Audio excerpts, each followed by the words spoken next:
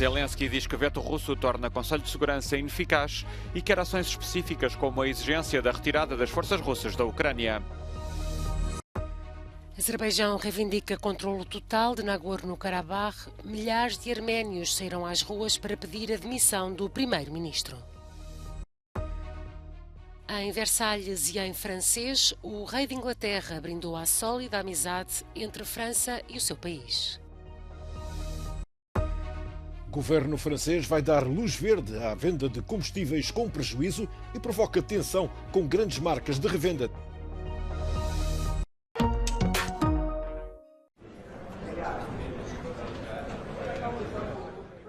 Volodymyr Zelensky diz que o veto russo faz com que o Conselho de Segurança da ONU seja ineficaz.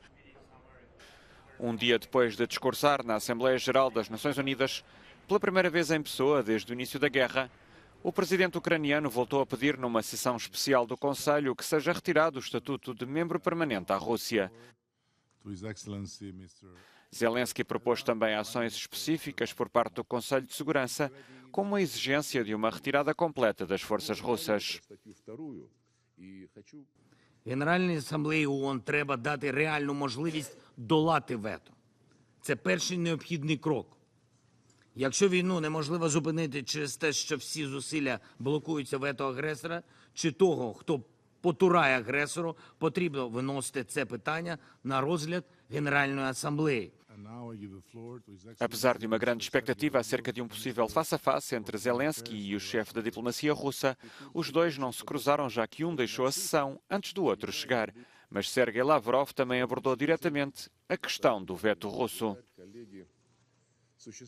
Подходы России ко всем вопросам повестки дня являются открытыми, скрывать нам нечего и не составляет труда изложить эту позицию еще раз.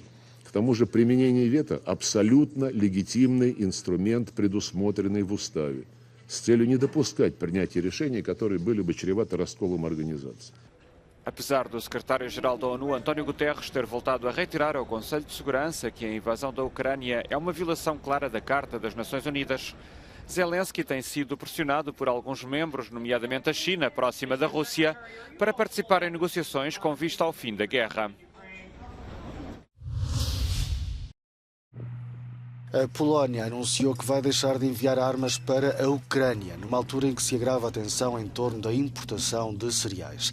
O primeiro-ministro polaco Mateusz Morawiecki declarou que o seu país necessita dos recursos para modernizar o próprio exército e que esta decisão não está relacionada com o braço de ferro sobre os cereais. Mas a verdade é que a medida surge após o discurso de Volodymyr Zelensky na ONU, no qual o presidente ucraniano afirmou que a Polónia e os seus vizinhos estavam a fazer o jogo da Rússia ao proibir a importação de cereais ucranianos. Varsóvia reagiu prontamente. Te słowa o tym, jakoby państwa takie jak Polska miały wspierać Rosję, no jest to kompletnie niezgodne z rzeczywistością i to jest bardzo bolesne też dla wielu ludzi w Polsce, którzy osobiście pomagali, miliony ludzi pomagały Ukrainie, ukraińskim uchodźcom. Polskie państwo w ogromnym stopniu pomagało Ukrainie, cały czas pomagamy, więc takie słowa po prostu nie powinny padać. A Polónia acolhe cerca de 1 milhão de refugiados ucranianos e foi dos primeiros países a oferecer fornecimento significativo de tanques e outro armamento pesado. Mas as relações são cada vez mais tensas por causa dos carregamentos de cereais da Ucrânia que fizeram baixar os preços para os agricultores da Polónia e de outros países da região. Antes da guerra, a Ucrânia escoava esses e outros produtos agrícolas através dos portos do Mar Negro.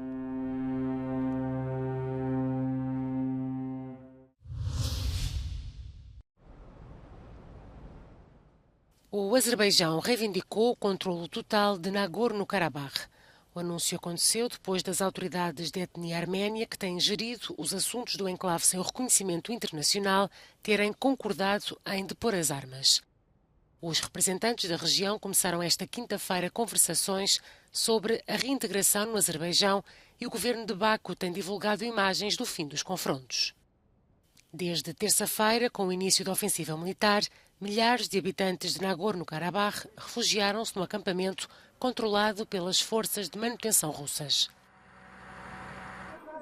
O primeiro-ministro da Arménia afirma que as tropas do Kremlin são totalmente responsáveis pela segurança destas pessoas.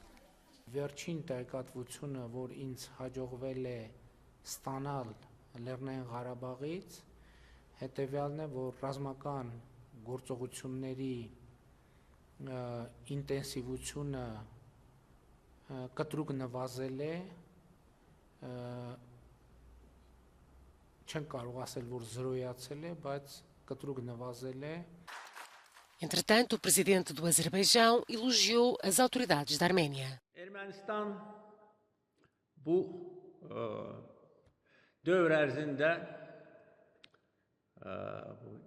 bugün, dünən deyə bilərəm ki, gözlənilmədən siyasi səriştə göstərib və biz bunu qiymətləndiririk. Milhares de pessoas protestaram em Yerevan, acusaram o governo de não apoiar os arménios de Nagorno-Karabakh e pediram a demissão do primeiro-ministro. Carlos III destacou a sólida amizade entre o Reino Unido e a França durante o jantar oferecido esta quarta-feira por Emmanuel Macron no Palácio de Versalhes.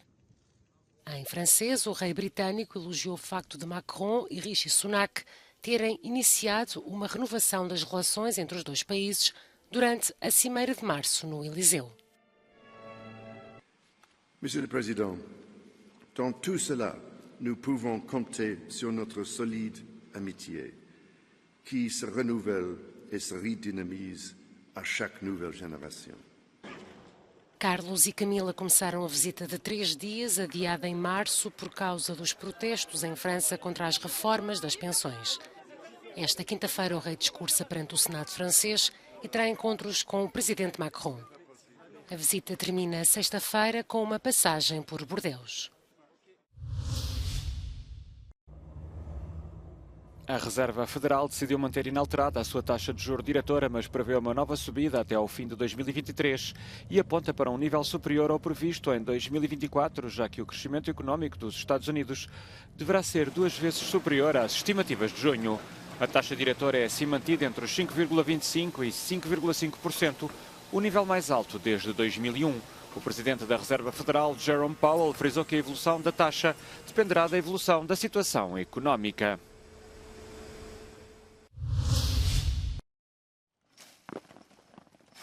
Os preços do azeite atingiram novos recordes afetados pelas graves secas nos principais países produtores. Em setembro registrou-se um aumento de 130% em relação ao ano passado, devido ao tempo extremamente seco no Mediterrâneo. A Espanha, o maior produtor e exportador de azeite do mundo, sofre há meses com uma seca intensa. O azeite está a tornar-se tão caro que no mês passado foram roubados de um dos lagares de azeite de Espanha cerca de 50 mil litros, avaliados em mais de 420 mil euros.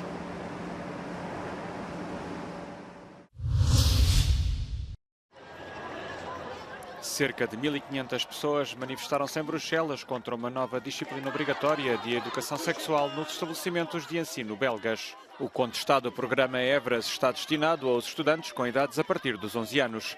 Embora o programa esteja disponível há vários anos, não era obrigatório até à data.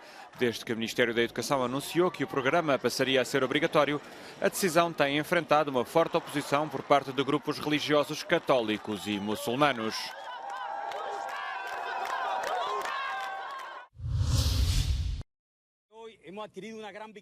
Uma operação policial com cerca de 11 mil homens retomou o controlo da prisão de Tocorón, na Venezuela. A cadeia tinha sido tomada por um grupo criminoso, Tren de Aragua, que se mantém ativo entre os estados da Venezuela e em 7 outros países. A operação deixou em sobressalto as famílias dos detidos. Iban a tomar penal que me alistara y mi esposo me dijo que me alistara y agarrara todo. Y yo me pude traer lo que me pude traer, me traje mi comida, mi plata y ellos me robaron todo. Y yo lo que necesito saber es que mi esposo estaba muerto, está vivo, por favor. Não foi ainda revelada a existência de vítimas após a operação, nem qualquer número de potenciais fugitivos. Nas redes sociais, o presidente Nicolás Maduro felicitou os efetivos das Forças Armadas e da polícia envolvidos e lançou a segunda fase da operação, a de busca, perseguição e captura de criminosos em fuga.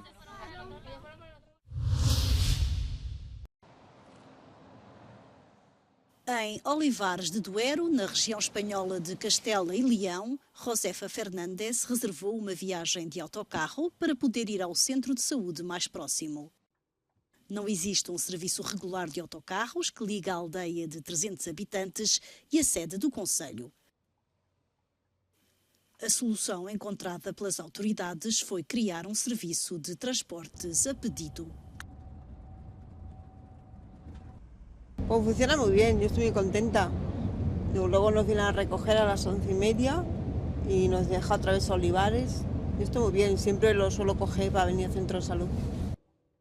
Os clientes podem reservar a viagem por telefone ou através da internet. Este tipo de iniciativa permite garantir que os serviços essenciais permanecem acessíveis a todos, independentemente do local onde se vive. En zonas despobladas como estas, el transporte público es esencial para que los ciudadanos tengan acceso a cosas tan básicas como retirar dinero de un cajero o incluso ir al supermercado. Nesta região espanhola, 90% da população vive em povoações com menos de 1000 habitantes. Com menos passageiros e recursos limitados, o Departamento Regional de Transportes encontrou uma solução. Ao contrário das carreiras convencionais, os autocarros a pedido fazem percursos variáveis e evitam paragens desnecessárias. Podemos llegar a muchos más sitios con un coste más reducido y, por supuesto, para el medio ambiente, porque si no hacemos kilómetros innecesarios, las emisiones que emitimos son menores. O Governo Regional introduziu este serviço há 18 anos. A iniciativa chamou a atenção de outras regiões, em Espanha e no estrangeiro, que procuram meios de transporte mais eficientes.